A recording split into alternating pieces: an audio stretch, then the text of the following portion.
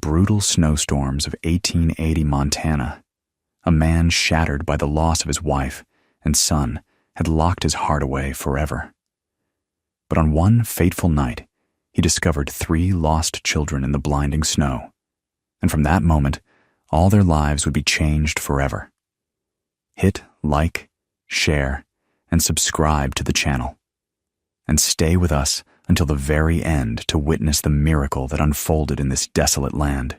In the harsh wilderness of Montana, where winter shows no mercy, Jack Callahan's ranch stands as a lonely testament to a life frozen in grief. Once a man who shared laughter with his wife and son, he now drifts through empty days, speaking more to his cattle than to any human soul. But on this bitter December night, as temperatures plummet below zero, fate has other plans. The discovery of 3 young siblings huddled in his barn, Leah, Mateo, and baby Sky, will crack open the ice around his heart and set in motion a story that changes everything. Will these abandoned children, desperate for shelter and love, be the key to melting the winter in Jack's soul? Before we jump back in, tell us where you're tuning in from.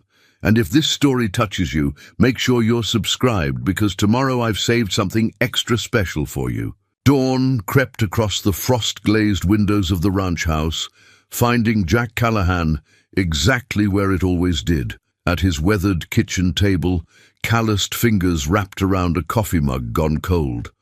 The chain around his neck caught the weak morning light, Sarah's wedding ring glinting like a star fallen to earth. Some mornings he still reached across the table, muscle memory searching for her hand. 5 years, and the house remained stuck in time. Sarah's coffee-stained recipe, cards scattered across the counter, her garden boots by the back door, collecting dust instead of soil. The quiet was different now, no longer the comfortable silence they once shared, but a heavy thing that pressed against his ears until they rang. Jack's morning routine hadn't varied in those 5 years. Feed the cattle before sunrise, mend whatever needed mending, work until his bones ached enough to match the hollow in his chest. The ranch had been their dream once, his and Sarah's. Now it was just acres of memories he couldn't bring himself to sell, even when Michael, their only son, had suggested it might be time to consider retiring, moving closer to him and the grandkids in Bozeman. But Callahan men didn't retire. They worked until the ground claimed them, just like it had claimed Sarah that icy morning on the mountain pass, her car found wrapped around a pine tree after she didn't make it home from her sisters. The investigation called it an accident. Jack called it the day his world stopped turning. He pushed away from the table, joints protesting the cold. The thermometer outside the kitchen window read 15 below, bitter even for December in Montana. His breath fogged the glass as he surveyed his kingdom of white. The barn needed new shingles come spring. The fence line on the north pasture probably needed checking after last week's storm, and the cattle would need extra feed to weather this cold snap. The phone rang, shattering the morning quiet. Jack let it go to voicemail, same as he had every Sunday for the past 3 months. Michael's voice filled the kitchen, trying to sound casual despite the worry underneath. "Hey, Dad. Just checking in. Emma's got a piano recital next weekend. She's playing that piece Mum used to love. You know, the one with all the trills. Thought maybe, well, we'd love to see you. The guest room's always ready. Give me a call when you can." Jack's fingers found Sarah's ring again, thumb running over the smooth gold band. Emma would be 12 now, the same age Michael had been, when they'd bought this place, full of dreams about raising horses and building something lasting. His granddaughter's face was a blur in his mind, changing too fast in the photos Michael kept sending, school pictures and birthday cards that piled up unopened on the sideboard. The morning light strengthened, throwing shadows across Sarah's abandoned garden, now buried under 3 feet of snow. In spring, daffodils would push through the earth there, Sarah's favorite, stubborn as she had been. He'd meant to dig them up that first year without her, couldn't bear to see them bloom without her there to cut them for the kitchen table. But somehow every spring he found himself out there with her rusty shears, cutting a handful to place in the blue mason jar she'd always used. Jack shrugged into his heavy coat, pulled on the boots he kept by the door. The cattle wouldn't feed themselves, and the wind was picking up, bringing more snow with it. He paused at the door, as he did every morning, looking at the empty hooks where Sarah's coat should be, at the space by the door where her boots belonged. Another. "A day," he murmured, their old morning goodbye. No one answered, just the wind rattling the windows and the endless Montana silence. He stepped out into the biting cold, the door closing behind him with a finality that echoed across the empty ranch. Just another day of going through the motions, of existing rather than living, of trying not to remember while being unable to forget. The sun climbed higher over the mountains, casting long shadows across the snow-covered fields. Jack trudged toward the barn, following his own boot prints from yesterday and the day before that, and all the days stretching back to when he'd last felt whole. He didn't know then that by nightfall those tracks would lead him to something that would change everything. 3 small lives huddled in his barn, about to crack open the ice around his heart and teach him that even the longest winter eventually gives way to spring. The day's last light was fading when Jack heard it, a sound so faint he almost dismissed it as wind. But 25 years of ranching had taught him every whisper and creak of his barn, and that muffled cough didn't belong. He paused in the doorway, hay bale balanced against his hip, listening. There it was again, followed by a whispered shh that raised the hair on the back of his neck. "Who's there?" His voice echoed in the frozen air. The cattle shifted restlessly in their stalls, steam rising from their nostrils. Another sound, fabric rustling against hay, this time from the back corner where he stored the winter feed. Jack set down the hay bale and reached for the flashlight he kept by the door. Its beam cut through the shadows, catching dust motes and the startled eyes of barn cats. He moved deeper into the barn, past the horse stalls, toward the hay storage. "I said, 'Who's there?'" A soft whimper answered him, distinctly human, childlike. His heart clenched. Behind the last row of hay bales, the flashlight beam found them. 3 small figures huddled together like wild things. The oldest, a girl, curved protectively around the others. A boy, maybe 8 or 9, pressed his face into her shoulder, and in the girl's arms, wrapped in what looked like a threadbare blanket, a baby. The girl squinted against the light, her face a mask of fierce determination despite the fear in her eyes. "Please," she said, voice trembling but chin raised. "Please, don't separate us." Jack lowered the flashlight, his throat tight. The children were Hispanic, their clothes dirty and far too thin for Montana's brutal winter. The baby couldn't have been more than 18 months old, cheeks flushed with what might be fever. Something fell from the girl's pocket as she shifted, a photograph torn and creased. Jack bent to retrieve it, his joints protesting. A family portrait, the edges ragged where it had been ripped. These same 3 children with a woman whose smile matched the girl's. The rest of the photo was missing. "I'm Leah," the girl said, watching him handle the photo. "That's Mateo, and the baby is Sky." She pulled her brother closer. "We just needed somewhere warm. We'll leave in the morning, I promise."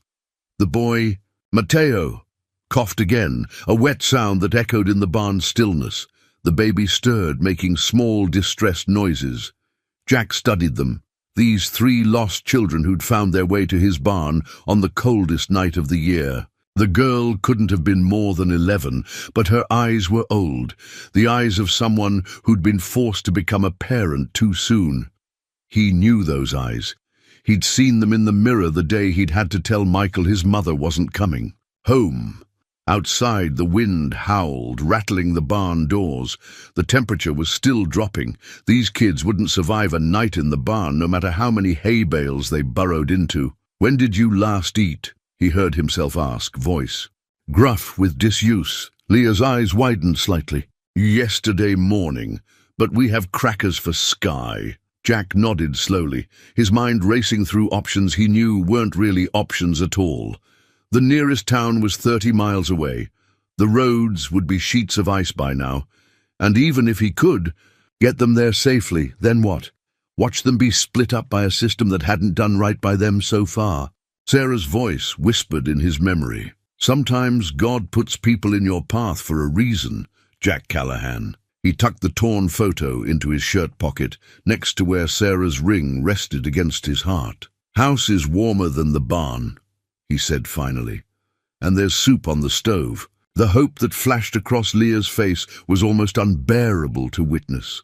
She stood carefully, keeping the baby close, and nudged her brother up.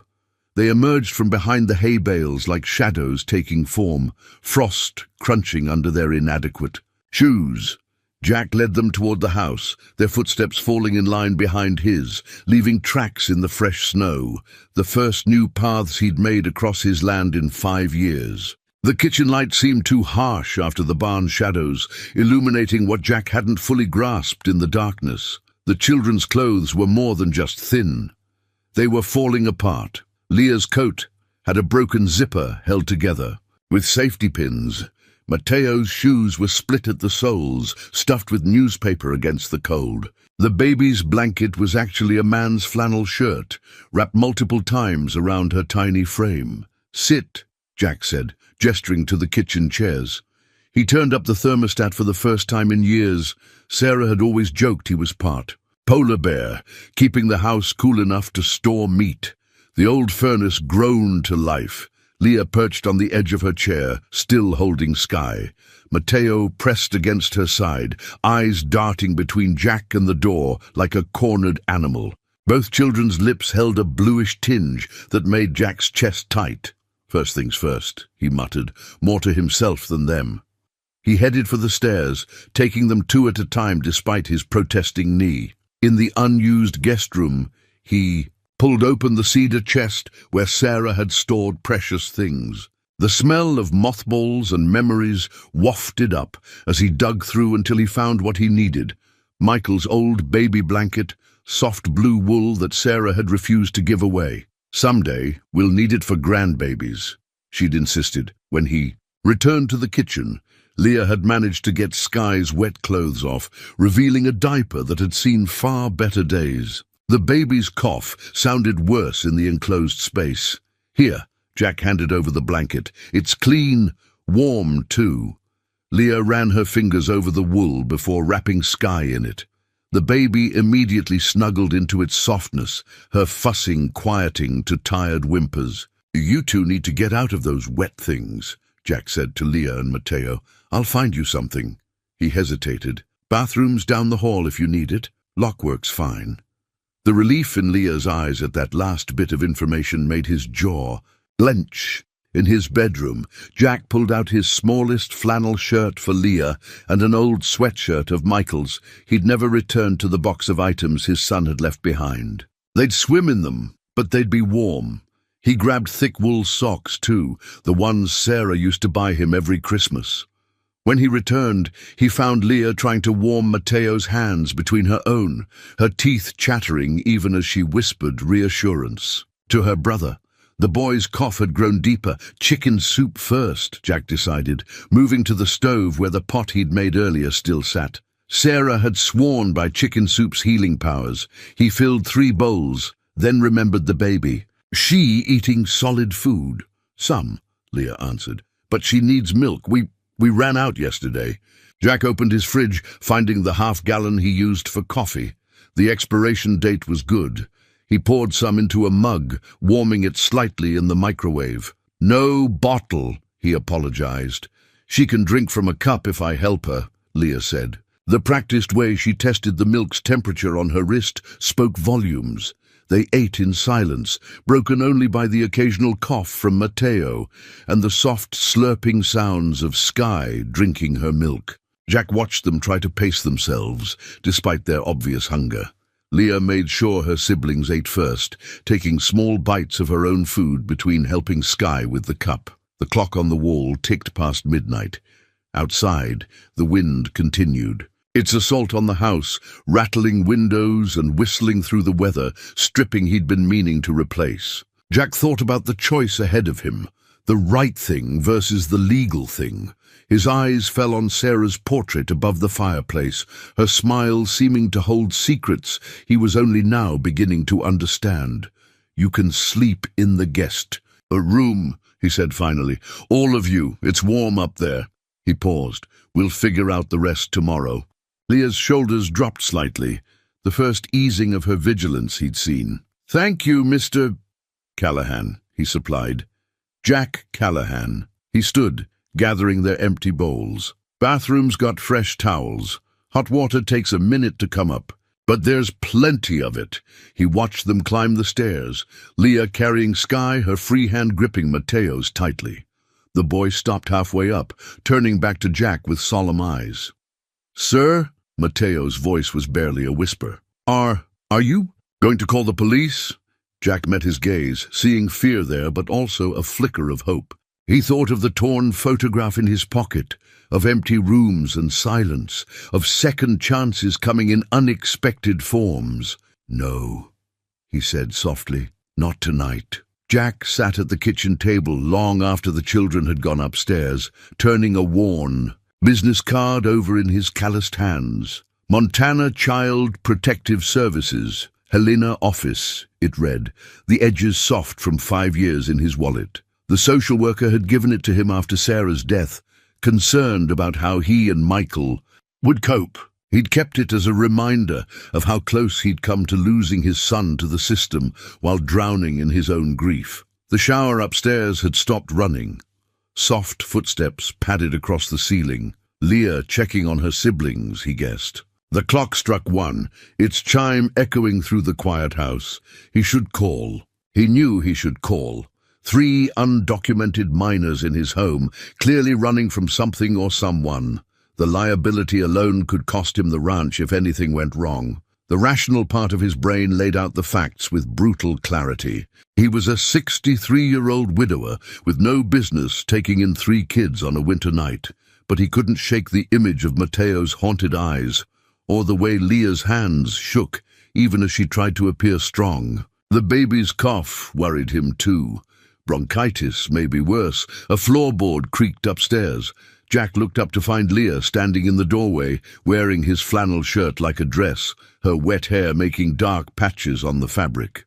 She looked even younger now, stripped of her protective armor. "I need to tell you something," she said quietly, moving into the kitchen. "About why we can't go back." Jack gestured to the chair across from him, tucking the business card away. Leah sat, pulling, her knees to her chest. "The last foster home," she began, then stopped, swallowing hard. "The man there, he drank a lot. He'd get mad at Sky for crying at night. Said babies shouldn't be placed with older kids anyway. He told us they were going to separate us, send Sky to a baby home, split me and Mateo up because we were too much trouble." Her voice cracked. "We've been through 4 homes in 2 years. Every time they promise to keep us together, but something always happens." Jack's fingers found Sarah's ring again, grounding himself. "Your parents? Mum died last year. Cancer." Leah's eyes went distant. "Dad left when Sky was born, said 3 kids was too many, that he never signed up for." She trailed off, shrugging with a child's attempt at casualness that didn't match the adult pain in her eyes. The furnace kicked on again, blowing warm air that carried the faint scent of Sarah's potpourri, still sitting in its bowl on the windowsill, dusty but fragrant. She'd always said a house wasn't a home without something sweet in the air. "Sky's got a fever," Leah admitted, her facade cracking further. "I don't know what to do. If we go to a doctor, they'll call social services. But if something happens to her..." A tear slid down her cheek. She brushed it away quickly, as if angry at its existence. Jack thought of another night, 20 years ago, when Michael had spiked a fever that wouldn't break. The terror of feeling your child burn up in your arms, of not knowing if you were doing the right thing. But he'd had Sarah then, her steady hands and unshakable faith that everything would be all right. The business card seemed to burn in his pocket. One call would absolve him of responsibility, the right thing, the legal thing. But when had the legal thing ever been the same as the right thing? He stood slowly, his decision settling into his bones like the familiar ache of a long day's work. "I've got children's Tylenol in the bathroom cabinet," he said. "Left over from when my grandkids visited last summer. Never did clean it out. Let's get that fever down first. Rest we can figure out tomorrow." Leah looked up at him, hope and disbelief warring on her face. "You mean I'm not calling anyone tonight," he said gruffly. "Or tomorrow, lest there's need for a doctor. But Leah," he waited until she met his eyes, "I need to know you'll trust me enough to tell me if that fever gets worse. No more carrying everything alone. Deal?" She nodded, another tear escaping. This time she let it fall. Upstairs, Skye coughed again. Jack reached for the Tylenol in the cabinet, and with it reached for something he thought he'd lost years ago, the chance to make a difference in someone's life. Sarah would have called it providence. He just called it necessary, like air or water or the warmth finally returning to his old house's bones. The Tylenol brought Skye's fever down enough for her to sleep, curled up in Michael's old baby blanket. Mateo had finally surrendered to exhaustion too, his breathing still congested but easier than before. But Leah remained awake, perched on the guest room's window seat, watching the snow fall through frosted glass. Jack stood in the doorway, 2 mugs of hot chocolate in his hands. He'd found the packets in the back of the pantry, part of Sarah's secret stash. She'd kept them hidden from Michael, who'd been prone to late-night sugar raids as a teenager. "Can't sleep?" he asked softly, offering Leah a mug. She accepted it with both hands, breathing in the steam. "I need to stay awake. Skye might need me." "I'll hear her if she wakes," Jack said, settling into the old rocking chair Sarah had used. "For midnight feedings. House carries sound at night." Leah sipped her chocolate, eyes widening slightly at the taste. Jack had added a pinch of cinnamon, Sarah's special touch. The recipe book, where she'd written down all her little cooking secrets, still sat on the kitchen counter, its pages marked with coffee stains and flour fingerprints. "Your wife?" Leah asked, nodding toward the wedding ring on its chain. "Sarah," Jack said, the name feeling less sharp on his tongue than usual. "She died 5 years ago. Car accident on the mountain pass. I'm sorry." Leah's voice held the weight of someone who understood loss too well. "Was she a good cook?" "I saw all the recipe cards downstairs. The best. Taught cooking at the high school before." He cleared his throat. "Used to say food was love made visible." "My mom said that too." Leah's fingers traced patterns in the condensation on her mug. "She taught me to make enchiladas verdes before she got too sick. Said every child should know how to make at least one thing that feels like home." The wind howled outside, rattling the old windows. Skye stirred in her sleep but didn't wake. Mateo coughed once, turned over and settled again. "Haven't really cooked since Sarah died," Jack admitted. "Soup from cans mostly. Sandwiches." "I could cook," Leah offered hesitantly. "I mean, if you let us stay, I'm good at basic things. Mom taught me how to stretch food when money was tight." Jack studied her over his mug, this child forcing herself to stay awake, trying to bargain for safety with offers of domestic skills no 11-year-old should have to worry about. Sarah would have known exactly what to say. She'd always had a way with wounded creatures. "Tell you what," he said finally. "How about tomorrow we look through Sarah's recipes together? Find something we can all make. Been too long since this kitchen smelled like real food." The smile that flickered across Leah's face made her look her age for just a moment. "I'd like that." They sat in comfortable silence, watching the snow pile up against the window. Jack found himself rocking slightly in Sarah's chair, a rhythm his body remembered from nights with infant Michael. "Mr. Callahan?" Leah's voice had grown drowsy despite her determination to stay awake. "What if they find us?" "Jack," he corrected gently, "and let me worry about that part." He stood, taking her empty mug. "Try to sleep. Skye's fever's down, Mateo's breathing better, and that storm's not letting anyone up this mountain tonight." Leah uncurled from the window seat, moving to the bed where her siblings slept. She lay down on the edge, one hand resting protectively on Sky's back. "Thank you," she whispered, "for not calling them. For the hot chocolate, for—" She gestured vaguely at the warm room, the soft beds, the safety of 4 solid walls. Jack adjusted the quilts over all 3 of them, his hands remembering how from years ago. "Sleep now," he said gruffly, emotion making his voice rough. "We'll figure out the rest tomorrow." At the door he paused. "Leah, door's got a lock. Use it if it helps you feel safer." He waited until he heard the soft click of the lock engaging before heading downstairs. In the kitchen, he pulled out Sarah's recipe book, its spine cracked and familiar. The page for her green chili stew fell open, her handwriting dancing across. "The paper, perfect for cold nights and healing hearts." "What am I doing, Sarah?" he whispered to the quiet kitchen. But for the first time in 5 years, the silence that answered him felt less like an ending and more like a beginning. Outside, the storm continued to build, wrapping the ranch in a blanket of white, erasing old tracks and making way for new ones to be laid when morning came. Dawn arrived with the sound of tiny feet on creaking floorboards. Jack, already awake and dressed for morning chores, looked up from his coffee to find Mateo standing in the kitchen doorway, drowning in Michael's old sweatshirt, his dark eyes curious but cautious. "Cattle need feeding," Jack said quietly. "Want to help?" The boy nodded, some of the wariness leaving his face. Jack found his old work coat in the mudroom, the one that had shrunk in the wash years ago when Sarah had accidentally used hot water.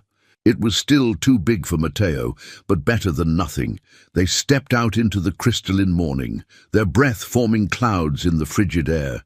The storm had left everything pristine, unmarked. Jack showed Mateo how to test the snow's depth. With each step, where to place his feet in Jack's larger boot prints. In the barn, the cattle greeted them with impatient lows. Jack demonstrated how to measure the feed, watching as Mateo copied his movements with careful precision. The boy's small hands struggled with the heavy scoop, but he refused help, his jaw set with determination. "My dad used to work on a ranch," Mateo said suddenly, voice barely above a whisper.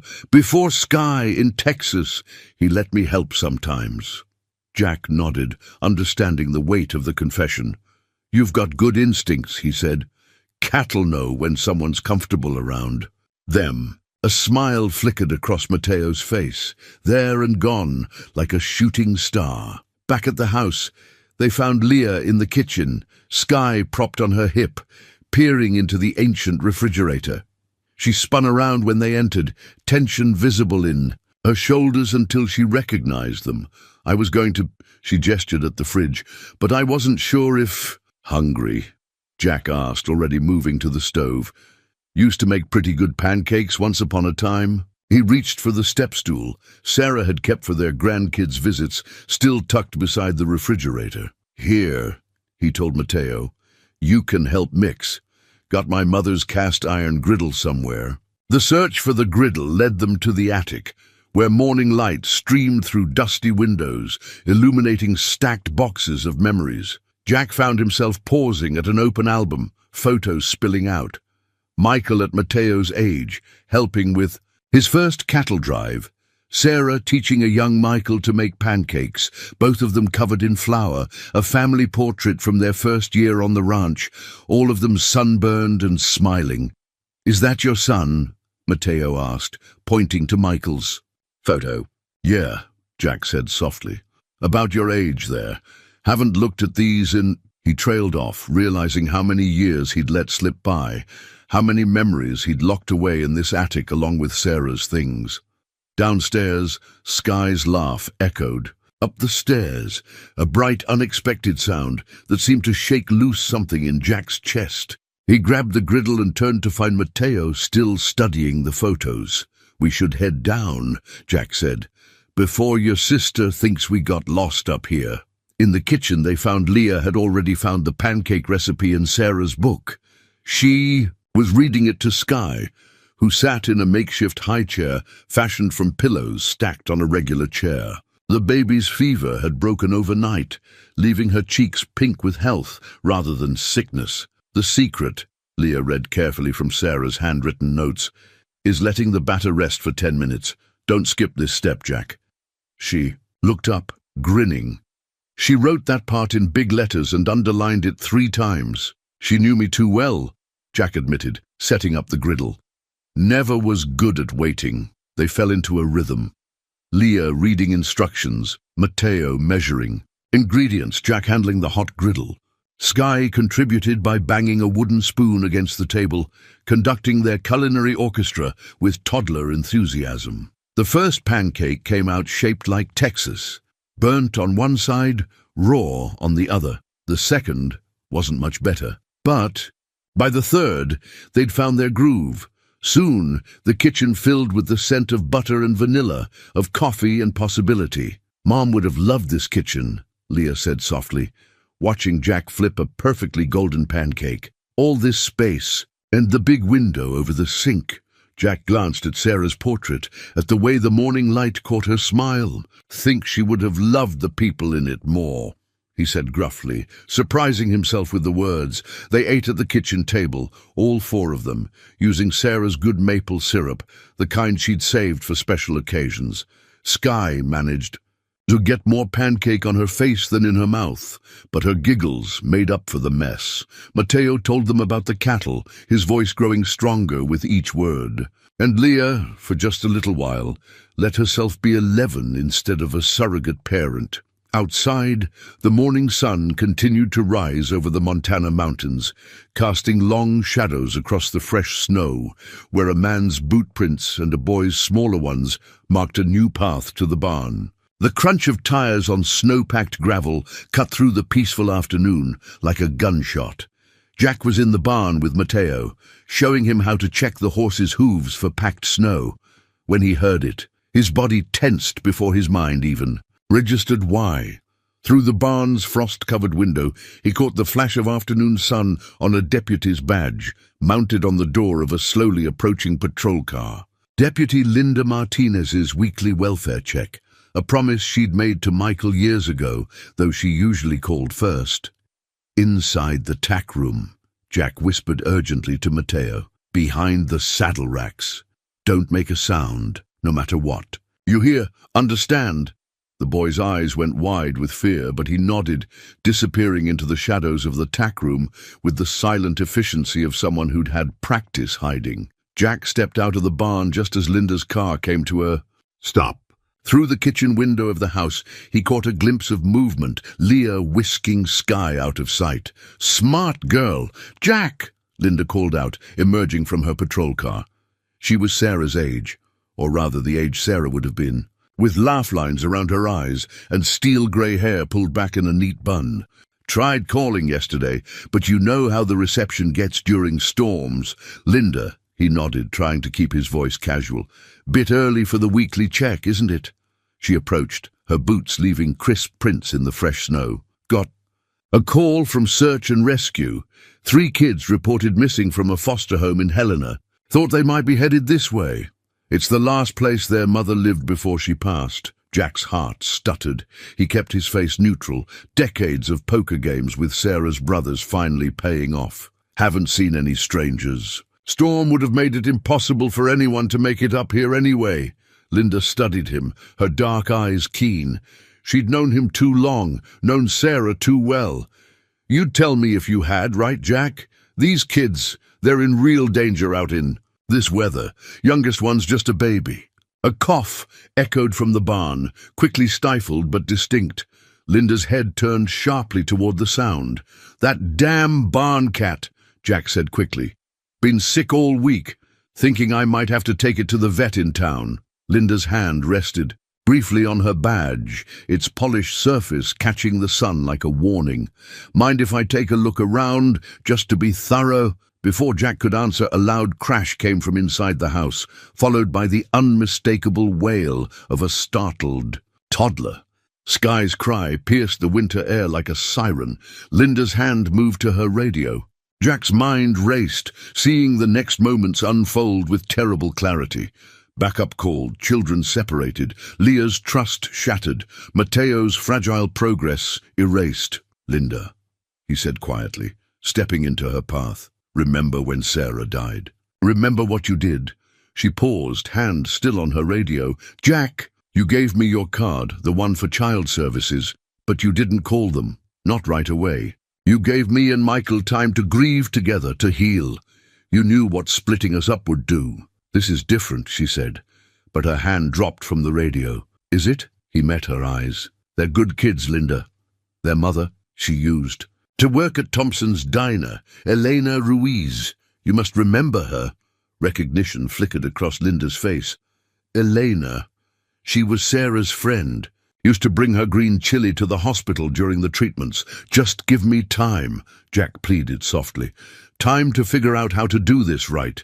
They've been through enough." Linda stood silent for a long moment, snow falling softly around. "Them." Finally, she sighed. "I never saw them," she said. "Never came up here today at all. Roads were too bad after the storm." She turned back toward her car, then paused. "But Jack, figure it out fast. I can only look the other way for so long." He watched her patrol car disappear down the drive, his hands shaking with delayed adrenaline.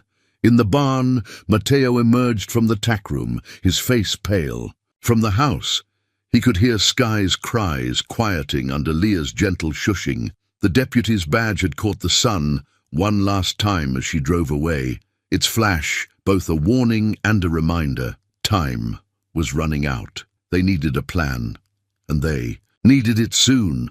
The broken fence post had been bothering Jack all winter, a casualty of the first heavy snow that he'd been meaning to fix. Now, with morning sun warming his shoulders and Mateo holding the toolbox beside him, it seemed as good a time as any to tackle it. "Fence work's the backbone of ranching," Jack explained, showing Mateo how to test the other posts for stability. "Your mother's father knew that.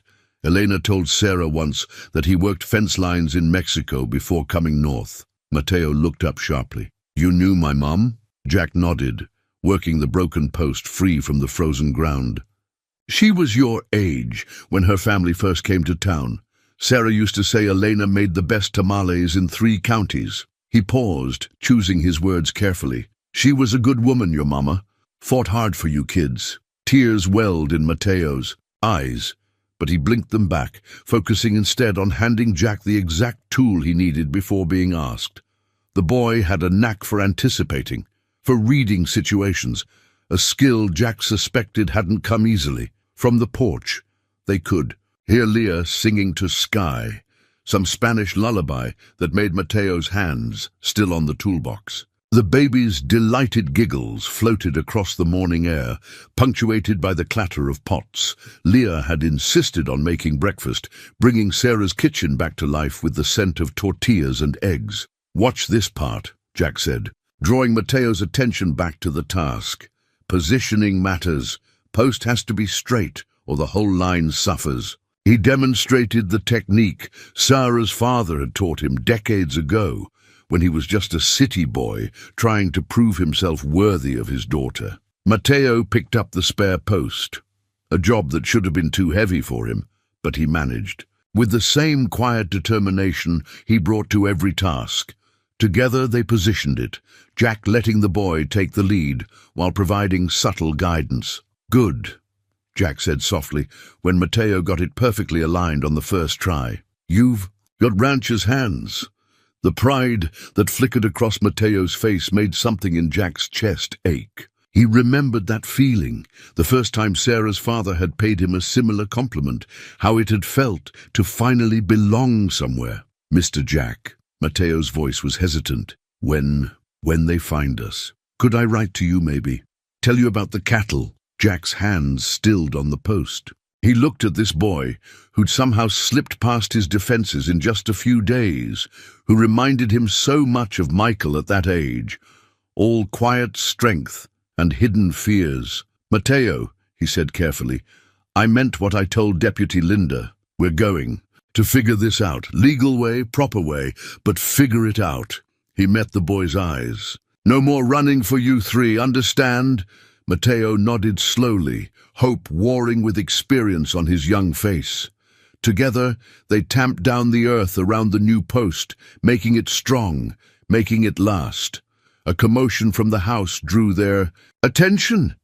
Leah stood in the doorway, Sky on her hip, both of them dusted with flour. "Breakfast," she called, then added shyly, "I made Mama's migas. If that's okay?" "More than okay," Jack assured her, gathering the tools. He caught Mateo, grinning, the first real smile he'd seen from the boy. "What's funny? You've got dirt all over your face," Mateo said, then quickly added, "Sir, Jack," he corrected automatically, "and so do you, ranch hand." They headed toward the house together, their shadows stretching across the snow, one tall, one small, moving in step. The broken fence post lay discarded behind them, but the new one stood straight and true, a marker of something rebuilt, something stronger. In the kitchen, Sky immediately reached for Jack with flour-covered hands, a gesture so natural it stopped him in his tracks. Leah watched carefully, her spatula paused over the skillet, reading his reaction. But how could he explain that his heart had just expanded, making room for something he thought he'd never feel again? "Smells just like Elena's."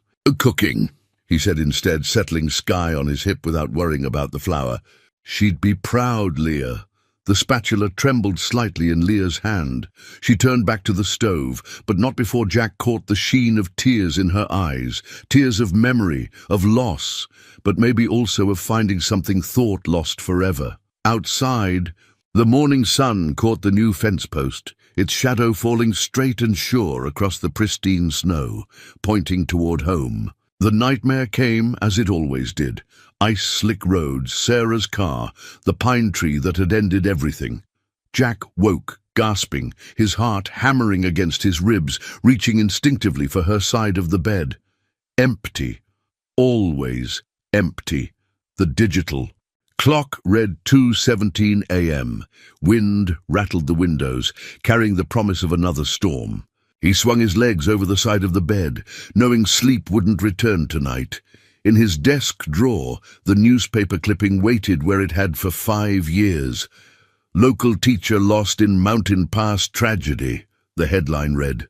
Below it, Sarah smiled from a school photo, caught mid-laugh while demonstrating some cooking technique to her students. The article praised her 20 years of teaching, her community service, her way of making everyone feel like family. Family. The word echoed differently now. A cry from down the hall cut through his memories. Sky, from the sound of it. He moved. Without thinking, parents' instincts rising from muscle memory.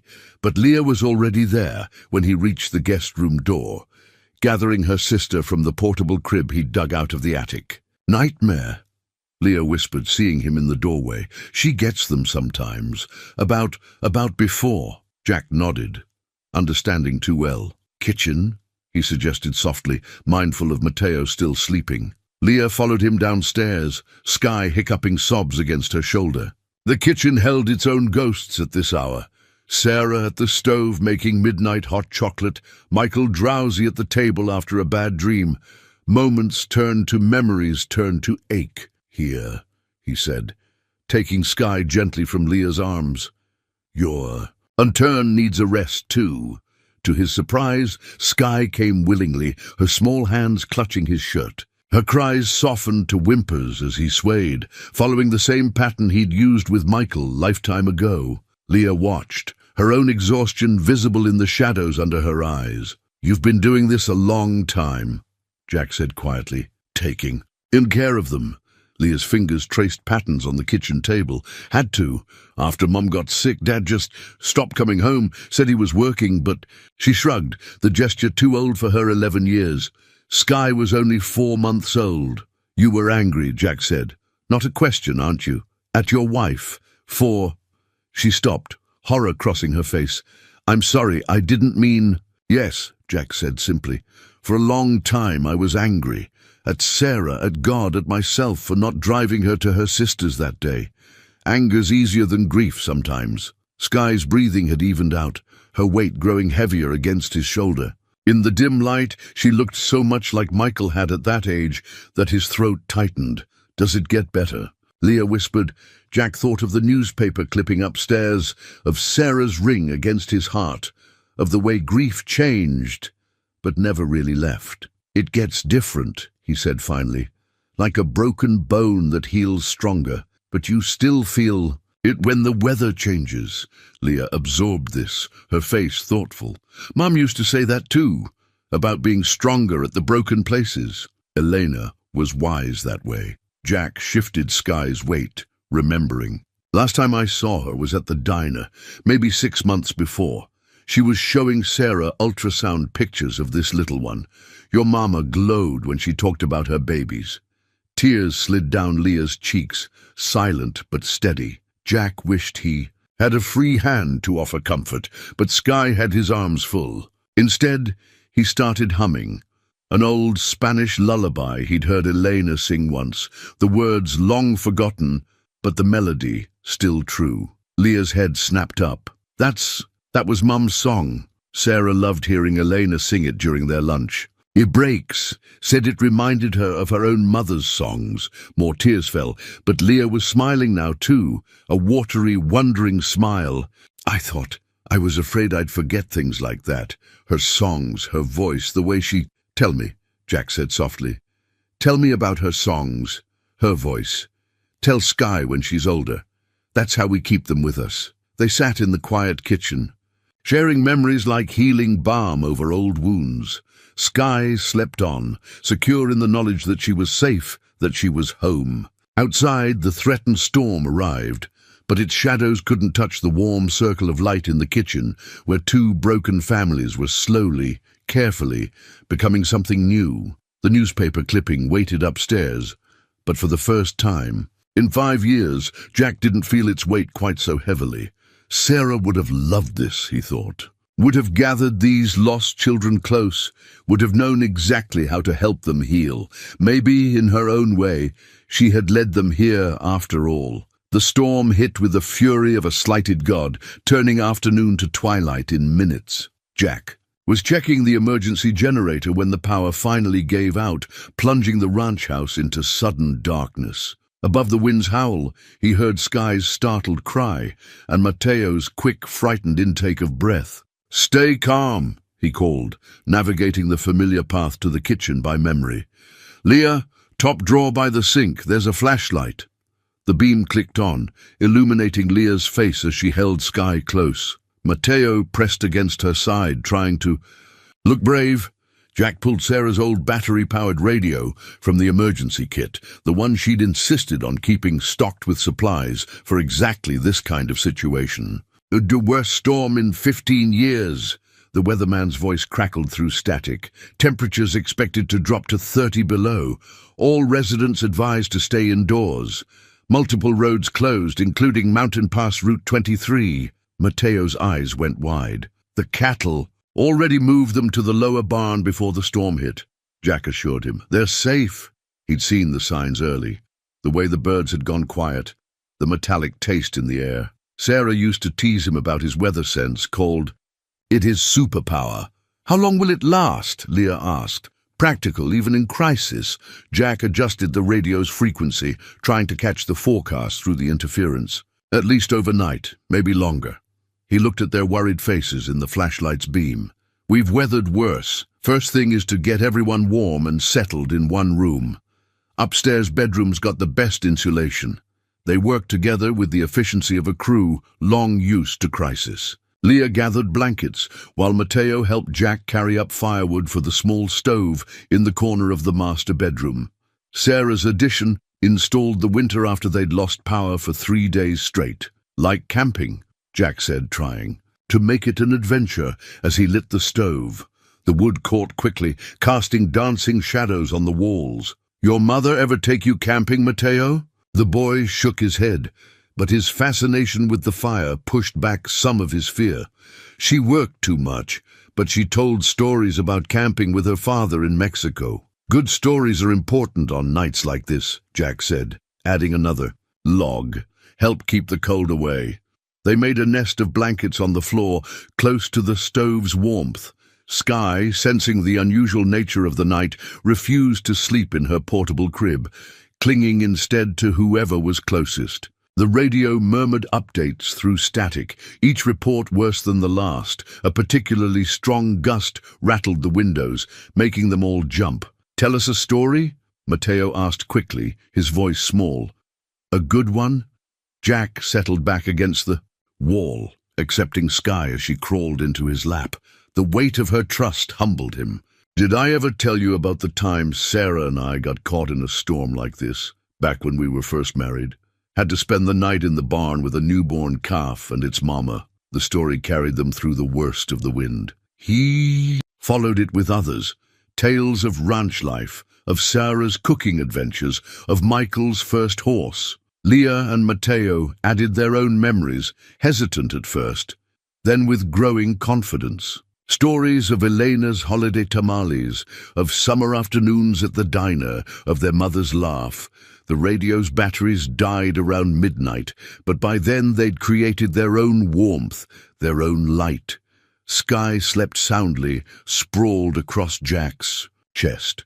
Mateo had finally surrendered to exhaustion, his head resting against Leah's shoulder. "They feel safe with you," Leah said softly, smoothing her brother's hair. "We all do." Jack looked down at Skye, at her small hand clutching his shirt, even. "In sleep.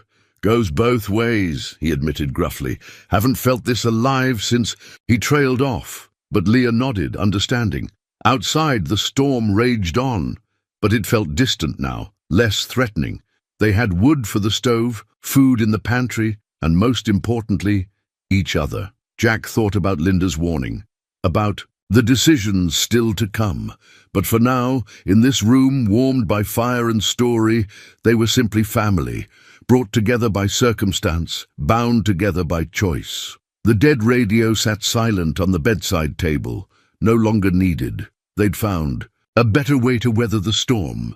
Jack woke to small feet padding across creaking floorboards and whispered voices trying hard to be quiet. Christmas morning. He lay still, listening to the sounds of life in his house, sounds he'd almost forgotten. "Careful with that one," Leah whispered. "It's got Senora Sarah's name on it."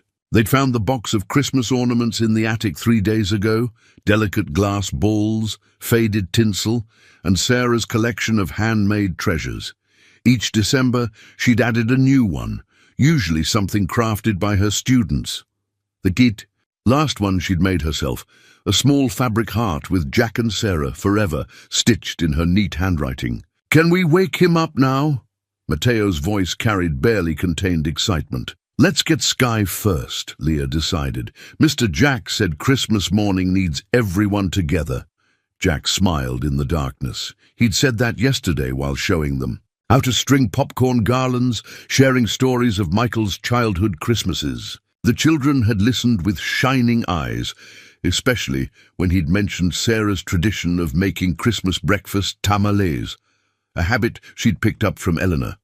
He waited until he heard them returning with Skye before making a show of, "Just waking up. What's all this commotion about? Feliz Navidad!" Skye announced with toddler enthusiasm, a phrase they'd been practicing with her all week.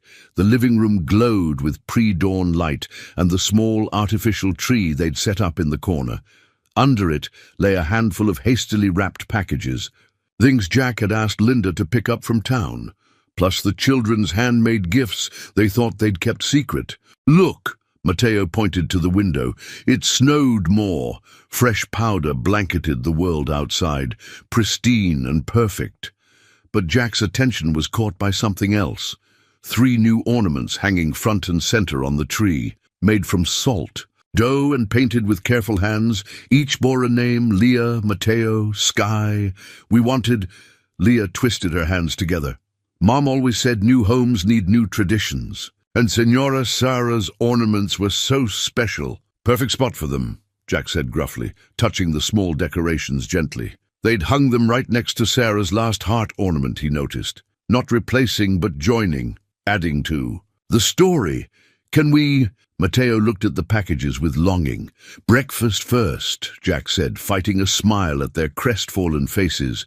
"Your mama's tamale recipe is ready in the kitchen. Some traditions are too good to change." Leah's eyes filled with tears even as she smiled. They'd spent yesterday afternoon making them together, her hands remembering the motions as she taught Jack the technique Elena had passed down. The kitchen had filled with the scent of mesa and memories, with Sky helping to spread corn husks. Across the counter, and Mateo solemnly measuring spices. The tamales were perfect. Elena would have been proud. They ate them at the kitchen table, Sky making a cheerful mess of hers, while morning light streamed through windows that no longer felt quite so empty. Finally, it was time for gifts. Jack watched as they opened their packages.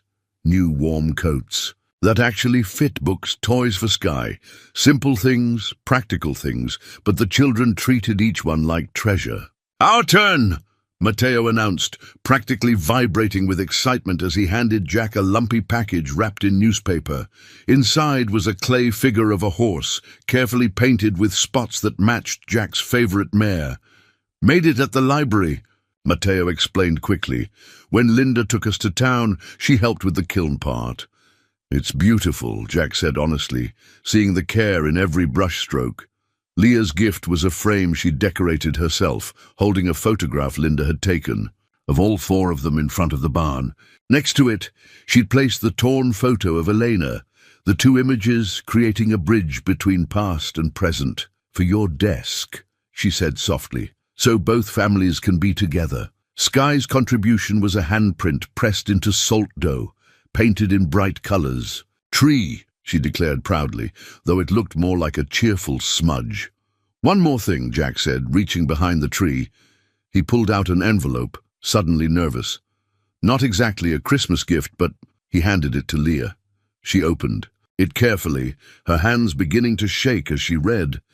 "Petition for legal guardianship," she whispered. You're really, if you want," he said quickly. "Linda's helping with the paperwork. Won't be easy, might take time, but—" He didn't get to finish. Suddenly his arms were full of children, all three of them holding on tight. Above their heads, the morning sun caught Sarah's heart ornament, making it glow like a beacon. Next, to it hung three small salt dough shapes, new additions to an old tradition, marking the place where two broken families had somehow found a way to be whole again. Linda arrived just after sunset, her patrol car crunching over frozen gravel. Jack met her on the porch, seeing the thick manila envelope in her hands, and knowing this was the moment they'd been dreading.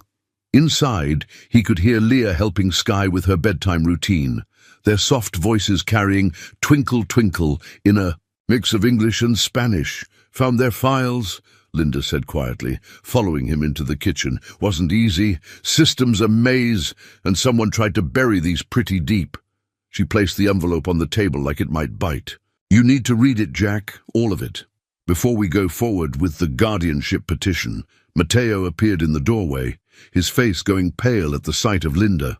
But she just smiled, pulling a chocolate bar from her pocket. "Hey, buddy, mind showing me those horses you were telling me about in your drawings?" The boy glanced at Jack, who nodded. "It's okay, son. Go ahead." After they left, Jack opened the envelope with hands that weren't quite steady. The first page was Elena's death certificate. Cancer, aggressive and quick. Medical bills had eaten through her savings, forcing her to work double shifts at the diner until nearly the end.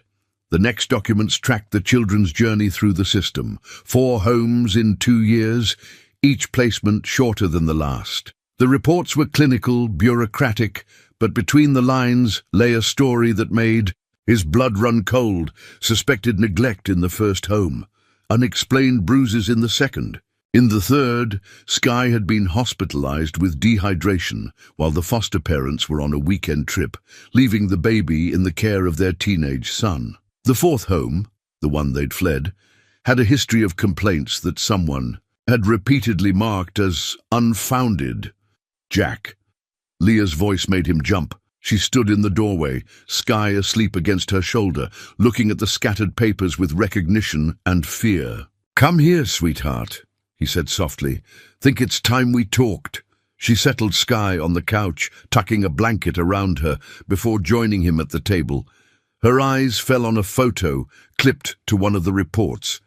Eleanor in her hospital bed, still beautiful despite the illness eating away at her, holding baby Sky while Leah and Matteo smiled bravely for the camera. She made us promise, Leah whispered, touching the photo with trembling fingers, to stay together no matter what. She said we were stronger together, that we had to protect each other. Tears spilled down her cheeks. I tried. I really tried, but they kept separating us for visits with different families, saying Sky needed a baby home, that Matteo needed special attention for his anxiety. The last place. Jack prompted gently. The one you ran from. What? Happened? Leah's hands twisted in her lap. Mr. Richards, he drank. A lot. Said we were ungrateful, that we cost too much. He'd locked the pantry at night, said we were stealing food. But Sky was hungry. She was crying. Her voice broke. One night, he got really mad about the crying, grabbed Sky too hard, left bruises, said he was sending her away the next day, that me and Matteo would go to different group homes, so we waited until he passed out and we just ran. How'd you find the ranch? Mom used to point it out when we'd drive past. Said her friend Sarah lived here, that it was a magical place, where broken things got fixed. She looked up at him, eyes pleading. Please don't send us back, please. I know we shouldn't have hidden, shouldn't have lied, but... Jack reached across the table, taking her small hands in his weathered ones. Listen to me, Leah. What you did, running to protect your family, that took courage. The kind of courage your mama had, the kind Sarah had. He squeezed her fingers gently. But you don't have to carry it all alone anymore. Understanding. She nodded, tears falling faster now. From the living room, Sky made a small sound in her sleep. Through the window, they could hear Linda's laugh, mixing with Matteo's as he showed her his drawings. We're going to fix this, Jack said firmly. Legal way, proper way. Those files, they're going to help us prove why you need to stay here. Linda's got friends in the system, good people who'll listen. It won't be easy, might get messy for a while, but I promise you, no one's separating you three again. You, a promise. Her voice was small, young in a way she rarely allowed herself to be. Cross my heart, he said, the way he used to with Michael. Sarah would haunt me if I broke up Elena's babies. Leah launched herself into his arms then, clinging tight. Over her head, Jack met Linda's eyes as she returned with Matteo. She nodded once, her face set with determination. The files had given them ammunition, evidence of a system that had failed these children repeatedly. Now they could fight back, could protect what was becoming more precious to Jack with each passing day. This second chance at family, born from broken pieces but stronger for the mending. Linda arrived just after sunset, her patrol car crunching over frozen gravel. Jack met her on the porch, seeing the thick manila envelope in her hands, and knowing this was the moment they'd been dreading. Inside, he could hear Leah helping Sky with her bedtime routine, their soft voices carrying Twinkle Twinkle in a mix of English and Spanish. Found their files, Linda said quietly, following him into the kitchen. Wasn't easy. System's a maze, and someone tried to bury these pretty deep.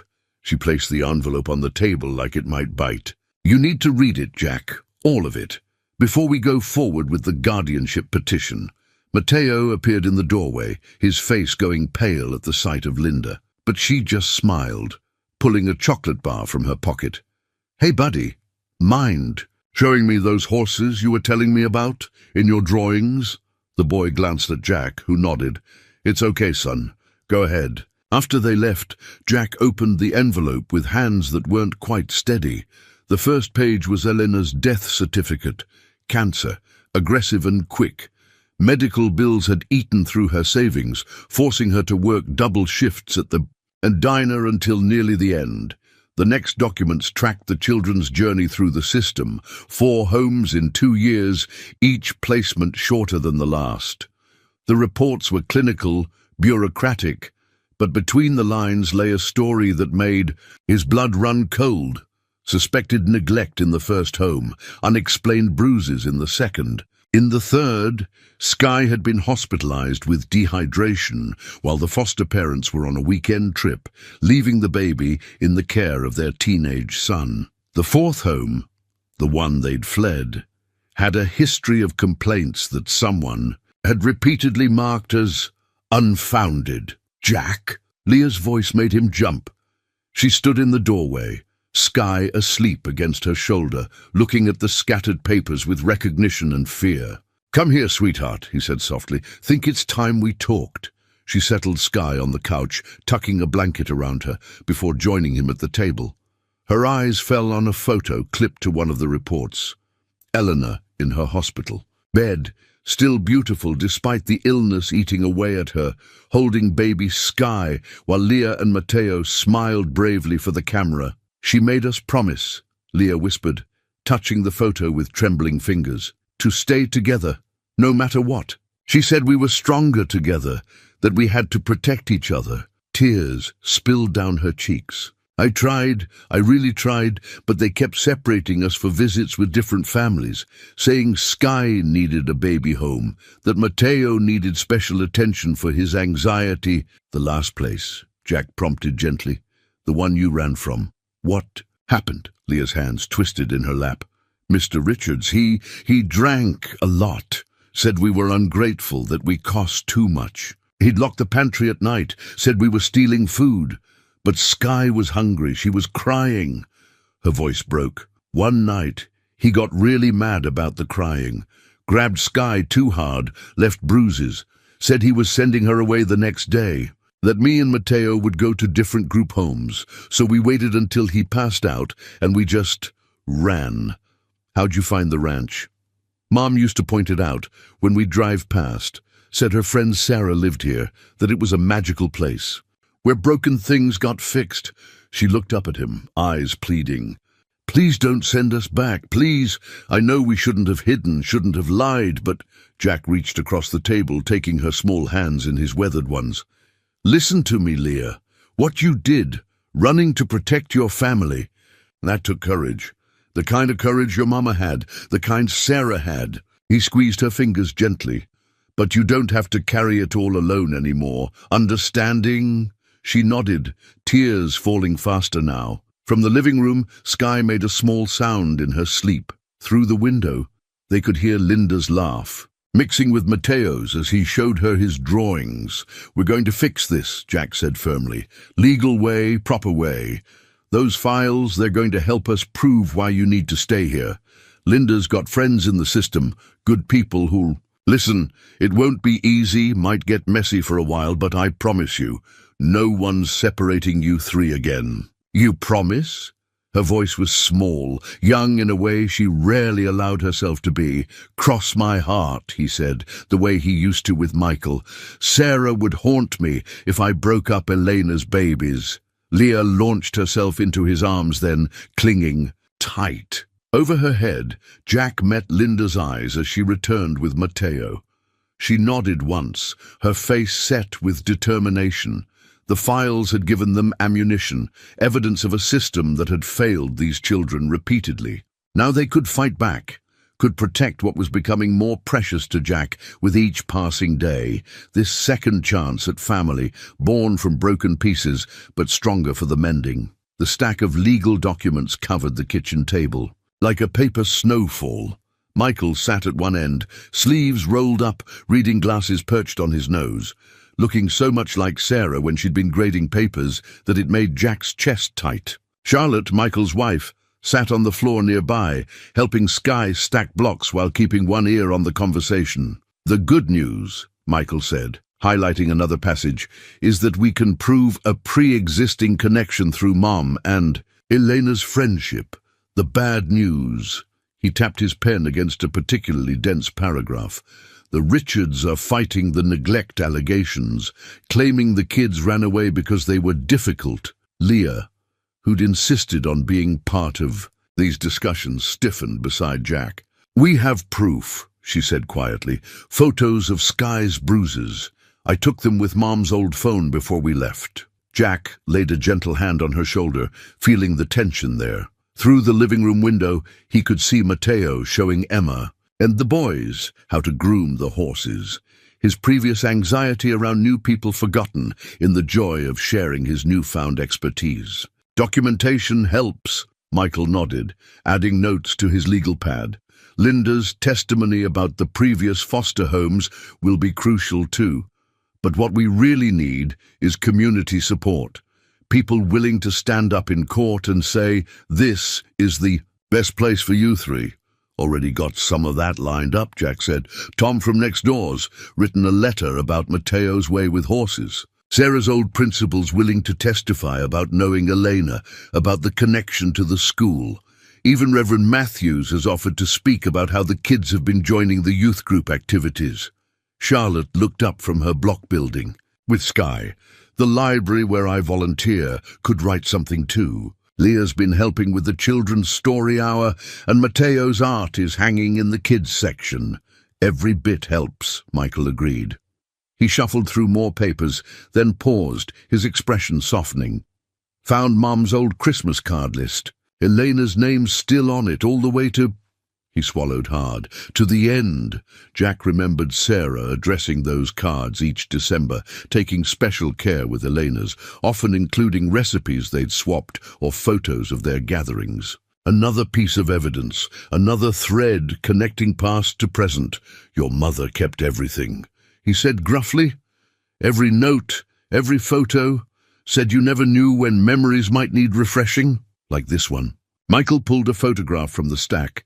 Sarah and Elena at the school carnival, laughing as they served tamales and apple pie side by side at the international food booth. Dated and everything, Mum's handwriting on the back. Sky abandoned, her blocks toddling over to peer at the photo.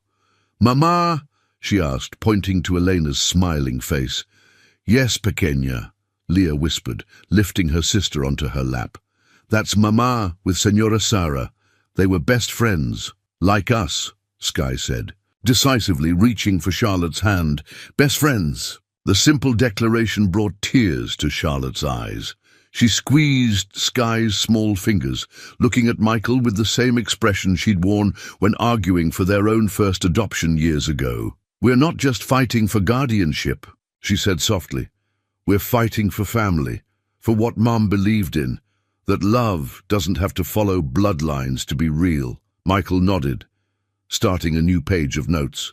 Okay, here's what happens next. Preliminary hearings in 2 weeks. We present our petition, show evidence of the connection to the community, prove Jack can provide a stable home environment. He looked at Leah. You'll need to speak. Tell your story. Think you can do that? Leah straightened her spine, chin lifting. In a gesture so reminiscent of Elena that Jack's heart clenched.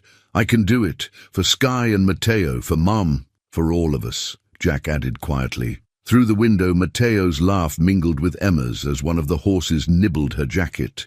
The sound carried into the kitchen, where Sky was now attempting to build a block tower with Charlotte's help, her small face set with determination. And Leah, no longer trying to carry the weight of the world alone, leaned slightly against Jack's, sighed as she studied the legal papers that would help make them a real family. Mom would be proud, Michael said suddenly, looking around the kitchen that had gone from empty to overflowing in the space of a few weeks. Of all of this. Of you, Dad. Jack fingered Sarah's ring through his shirt, thinking of second chances, and answered prayers. She knew, he said simply. Somehow she knew they'd find their way here. The legal papers stretched before them like a roadmap to the future, complicated, challenging, but clear in its destination. Together, they began to plan their fight for something precious, the right to be a family, bound not by blood but by choice, by love, by the kind of miracle Sarah had always believed in. Sarah's old oak dinner table had never seen so much use. Built to seat 8, it had spent years gathering dust, a silent witness to Jack's solitary meals. Now it groaned under the weight of dishes both familiar and new, Elena's enchiladas verde beside Sarah's pot roast, Charlotte's maple-glazed carrots next to Leah's Spanish rice. Pass the tortillas, please, Emma called from one end where she sat between Leah and Mateo. At 13, Michael's daughter had appointed herself big sister to both, helping Leah with preteen drama and teaching Mateo card tricks that made him laugh. More, Skye demanded from her high chair. Another of Michael's old things, brought down from the attic and refinished by Jack and Mateo together. What do we say? Charlotte reminded gently. More, please, Skye corrected, beaming as Charlotte added, more rice to her plate. Jack surveyed the scene from his place at the head of the table, his heart full. Michael sat to his right, where Sarah used to sit, discussing the upcoming hearing with Linda between bites. His younger boys, Tommy and James, were showing Mateo their new tablet game under the table, thinking no one noticed. Just like old times, Linda said softly, catching Jack's eye. Sarah would have loved this chaos. She was right. Sarah had always said a noisy kitchen was a happy kitchen. The silence that had filled the house after her death had been its own kind of grief, one he hadn't fully recognized until these children brought sound back into his world. Remember that Thanksgiving when Eleanor brought 3 different kinds of tamales? Michael asked, passing the salad to Charlotte. Mom insisted on learning to make them all. The sweet ones were my favorite, Leah said suddenly. Mama used to let me help fill them. Mine too, Emma agreed. Think you could teach me? Leah's face lit up. Maybe for Christmas we could make them together? Count me in, Charlotte added. I've always wanted to learn. Jack watched the easy way they included each other, how naturally they'd begun planning a future together. Tommy had already invited Mateo to his upcoming baseball tournament. James had been teaching Skye to count in both English and Spanish, delighting in her quick mind. Dad? Michael's voice drew him back to the present.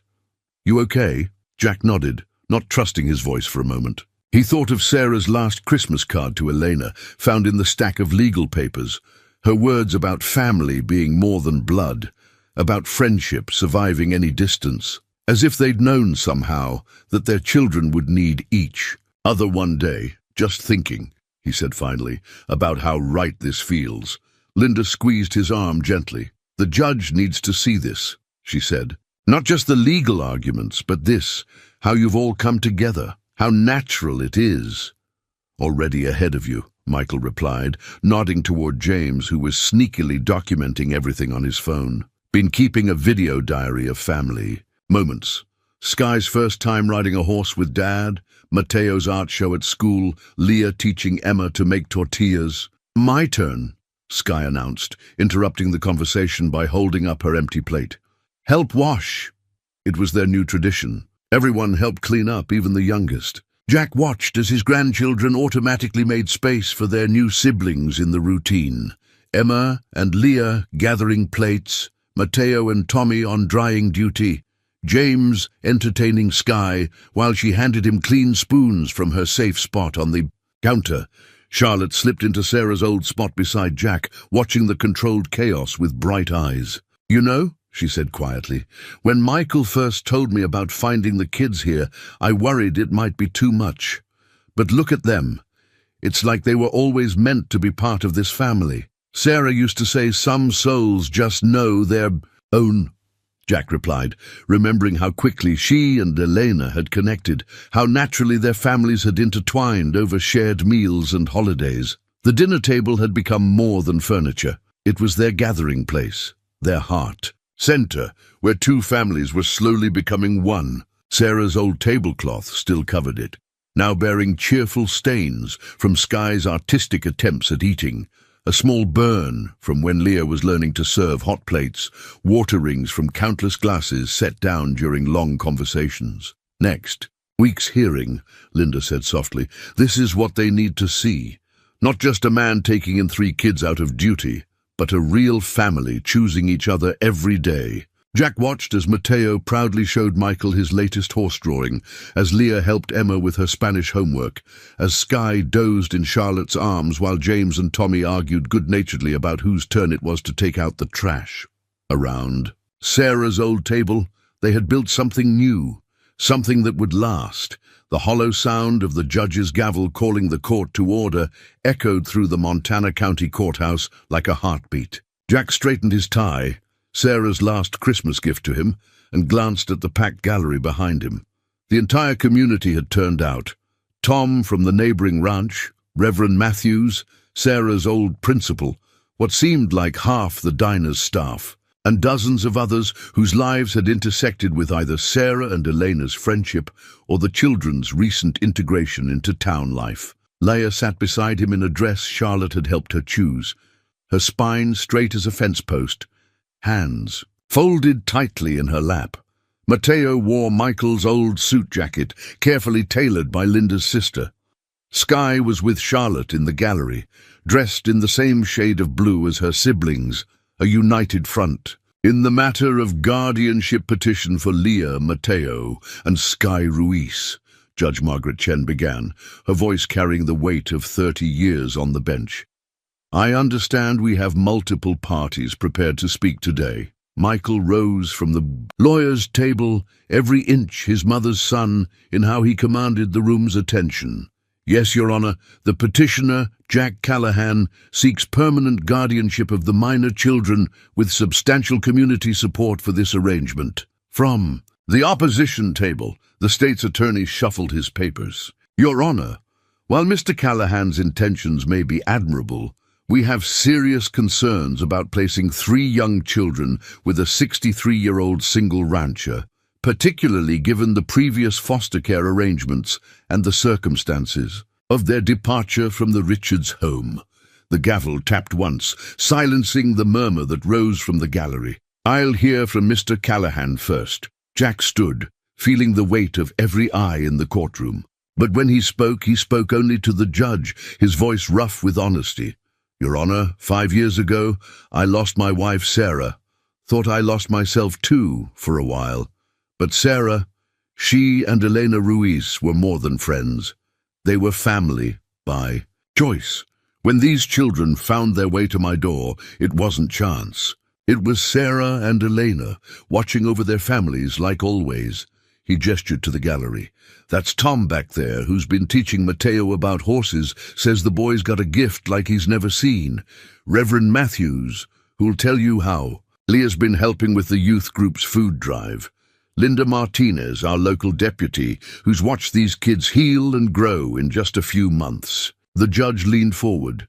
And you feel equipped to handle 3 children at your age, Mr. Callahan? My son Michael and his wife Charlotte live 40 minutes away. They're here nearly every weekend. The whole community's stepped up. Rides to school, help with homework, support when needed. These kids don't just have me, they have all of us, the state's attorney stood. The Richards are prepared to testify about the children's behavioral issues, Your Honor, about property damage, food hoarding. Objection! Michael's voice cracked like a whip. The Richards home has 3 pending investigations for neglect, and we have documented evidence of physical abuse, particularly toward the youngest child. Judge Chen held up her hand. I'd like to hear from Leah Ruiz. The courtroom fell silent. As Leah stood, Jack wanted to reach for her hand, but knew she needed to do this alone. She was Elena's daughter, after all. Your Honor, she began, her voice small but clear. Before my mom died, she made me promise to keep us together. In the foster homes, they kept saying they'd try, but something always went wrong. At the Richards house, she paused, gathering strength. When Mr. Richards hurt Skye, I knew we had to leave. We walked all night in the snow and I was so scared, but then we found Mr. Jack's barn. She turned, looking at Jack with tears in her eyes. He didn't just give us a place to stay, he gave us a home. He learns Spanish with us so we won't forget. He hangs Mateo's drawings in the kitchen like Mom used to. He remembers which songs make Skye stop crying, and her voice broke slightly. He wears his wife's ring over his heart, just like my mom wore her wedding ring even after Dad left. Because he understands that love doesn't go away just because someone's gone. The gallery had grown misty-eyed. Even the state's attorney looked affected. Judge Chen studied Leah for a long moment before turning to the backup documentation, the thick stack of community letters, character references, and evidence of the children's improvement since coming to the ranch. The gavel rose and fell once more. I've seen enough cases to know when children are merely being housed somewhere and when they've found a real home. These children have clearly found the latter. She fixed Jack with a stern look. Mr. Callahan, are you prepared to be responsible for these 3 young lives? To be their guardian in every sense of the word? Jack stood again, feeling Sarah's ring warm against his chest. Yes, Your Honor. For as long as I've got breath in my body. The gavel fell one final time. Then by the power vested in me by the state of Montana, I hereby grant permanent guardianship of Leah, Mateo, and Sky Ruiz to Jack Callahan. The gallery erupted in cheers. Sky broke free from Charlotte's arms, running to Jack with a cry of pure joy. Mateo and Leah joined them, all 4 holding on to each other as if they'd never let go. Through his tears, Jack saw Michael embracing Charlotte, saw Linda wiping her eyes, saw an entire community celebrating the official recognition of what they'd known all along, that family isn't always born. Sometimes it finds you on a cold winter night, in a barn in Montana, when you least expect it but need it most. Spring came early to the ranch that year, as if nature itself was celebrating their new beginning. The morning after the hearing, Jack stood on the porch watching dawn paint the mountains gold, Sarah's ring warm against his heart. In the kitchen behind him, he could hear the familiar chaos of breakfast. Leah teaching Sky to say, "Buenos dias," Mateo setting the table with the careful precision he brought to every task. The fresh air carried the scent of damp earth and possibility. Sarah's daffodils were pushing through the soil in the garden, stubborn and beautiful, just like she'd been. Just like Elena had been, just like their children were. Dad. Leah's voice still held a touch of shyness, using the word, but it grew stronger each time. Charlotte's here for the photos. He turned to find his daughter, legally, finally, irrevocably his daughter, wearing the dress she'd picked out special for today. Behind her, Mateo had somehow managed to tame his wild hair, and Sky wore the blue ribbon Eleanor had loved to tie in her own hair, preserved by Leah all these months. Charlotte waited in the living room, camera in hand. She'd insisted on professional family portraits, saying every new beginning needed proper documentation. Through the window, Jack could see Michael's car pulling up the drive, bringing the rest of their expanding family for the occasion. "Where should we take them?" Charlotte asked, adjusting her lens. "The garden," Jack and Leah said simultaneously. They shared a smile, understanding flowing between them. Where else but in the place where Sarah and Elena's friendship had bloomed, where new life pushed through old earth every spring. They gathered there, among the emerging daffodils. Michael and his family joined them, Emma automatically taking her place between Leah and Mateo, the boys flanking them protectively. Sky insisted on being in Jack's arms, one small hand reaching out to touch Sarah's favorite flower. "Perfect," Charlotte said softly, but she wasn't just talking about the photo composition. As she set up the shot, Jack looked at the faces around him, at Leah's quiet strength, Mateo's gentle spirit, Sky's boundless joy, at Michael standing tall and proud beside him, their years of distance healed by love for these children, at his grandchildren who had opened their hearts without question to their new siblings. "Everyone say family," Charlotte called. The word echoed across the garden, across time itself. Jack could almost hear Sarah and Elena's laughter mingling with their children's voices, could almost see them standing just beyond the camera's lens, watching their families become one. Later, when Charlotte showed them the photos on her camera's screen, Jack had to catch his breath. There they all were, bathed in morning light, surrounded by daffodils and love, a family built from loss and hope, from broken pieces made whole again. "Look," Leah whispered, pointing to one particular shot. The rising sun had created a lens, flare, 2 distinct halos of light that seemed to embrace the entire group. "Like Mama and Senora Sara are watching." "They are, mijita," Jack said softly, the Spanish endearment feeling natural now. "They brought us together after all." That evening, after Michael's family had gone home with promises to return for Sunday dinner, after the younger kids were asleep, Jack found Leah sitting on the porch swing. She held the framed photo of Eleanor, that usually sat on her bedside table. "Can we put it up?" she asked. "Next to Senora Sarah's in the living room?" Jack settled beside her on the swing, its chains creaking softly in the gathering dusk. "Think that's exactly where it belongs." Together they hung Elena's photo beside Sarah's, over the fireplace. The two friends smiled down at them, their love reaching across time to bind their families together. "Tell me again." Skye's sleepy voice came from the doorway, where she stood in her pajamas, Mateo right behind her. "About how we found home." Jack gathered his children close, breathing in the scent of toothpaste and soap and belonging. "Well," he began, "it was the coldest night of the year, and your mama and my Sarah were up in heaven, looking down at all of us being sad and alone. And Sarah," she turned to Elena and said, "those are our babies down there. We better do something about that. So they sent us to your barn," Mateo continued, the story already becoming family legend. "And now we're home," Leah finished softly. "Forever, forever," Jack promised, holding them tight.